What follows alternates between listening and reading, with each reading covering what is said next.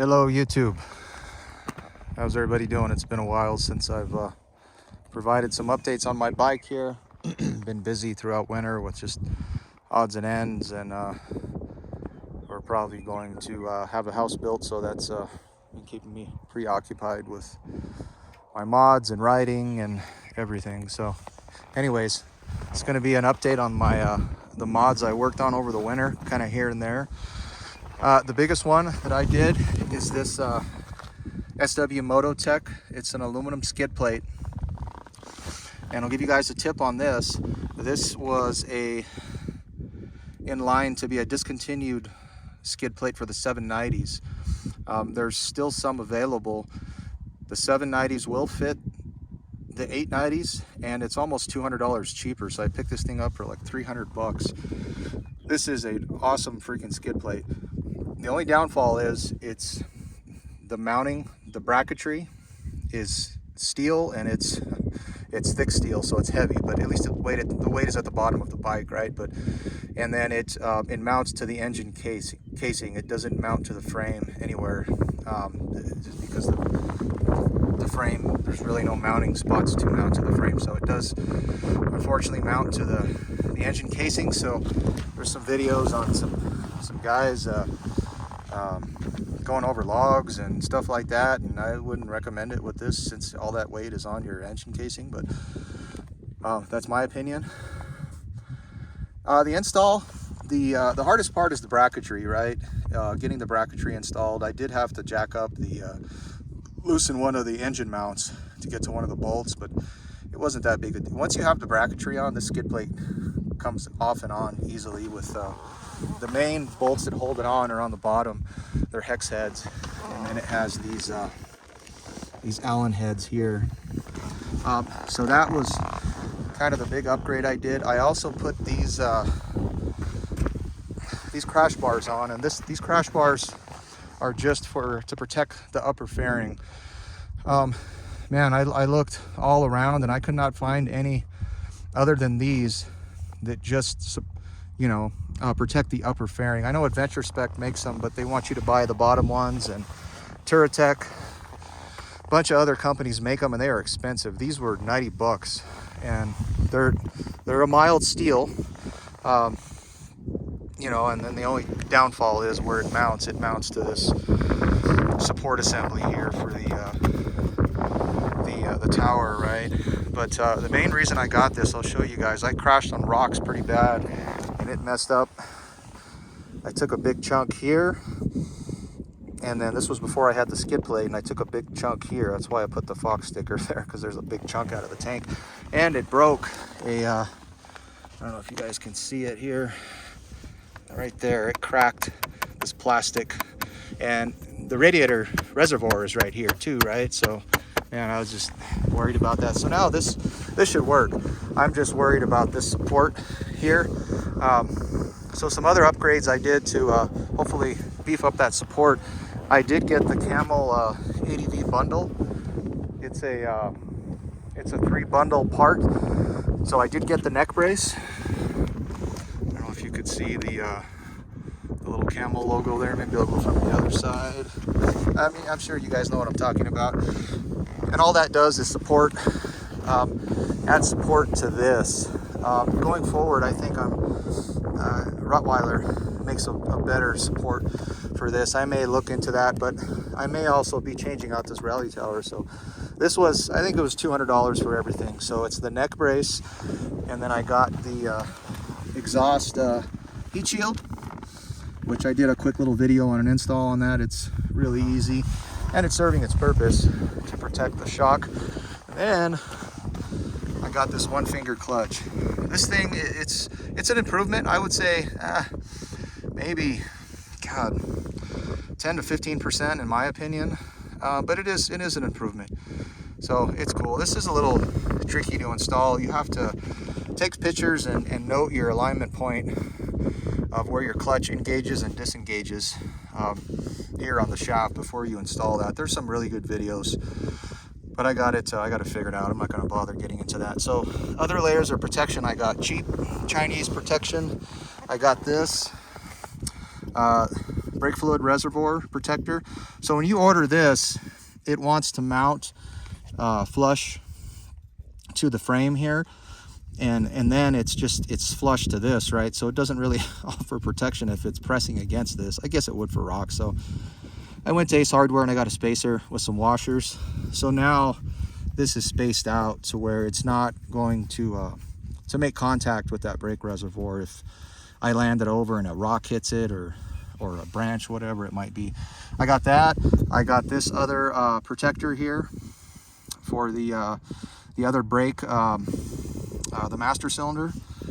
These are all cheap Chinese parts, but when it comes to stuff like that, I'm not that particular about, right? So this, and then I got the ABS protector here. Those are next to nothing through LI Express. They got a lot of good, just inexpensive stuff like that. So that, what else have I done to this? I did put bar risers on. They're BRP bar risers. These are 3/4 of an inch. I didn't put Loctite on those because that way I can adjust the bars how I want, and I really should have went with an inch. Speaking of Loctite, I did put Loctite on all the bracketry of the skid plate, but not the mounting, not how the skid plate mounts to the bracketry. Stuff that I know is not going to be coming off for a very long time, I put Loctite on. I did a video of my luggage support racks right now. I just came for not a quick ride, but I rode all the way into, you guys that live here, I rode all the way to Rio Rancho off Southern, and then I came back on 10th Street Avenue, and that road goes all the way back, and then I'm back here by the road that goes to Camping World, and there's the Three Sister volcanoes here. This area is really cool to ride because there's never anybody back here. It's really rocky. It offers some little challenging sections, which is good for me to practice because, man, I haven't been riding that much. Yeah, so that's where I'm at. Let's see, what else have I? Oh, I put heated grips on this guy. I followed Oregon Moto John's video, a gentleman from Oregon that has an 890. It was a great install video. A little tricky with the throttle portion of it, but I got it figured out. As far as how they are, they're okay. They could use another a little more voltage and current to get it a little hotter, but I'm sure KTM did that because of the amperage rating is the only thing I can think of, because it's going directly into the CAN bus system, the communication protocol system under the seat.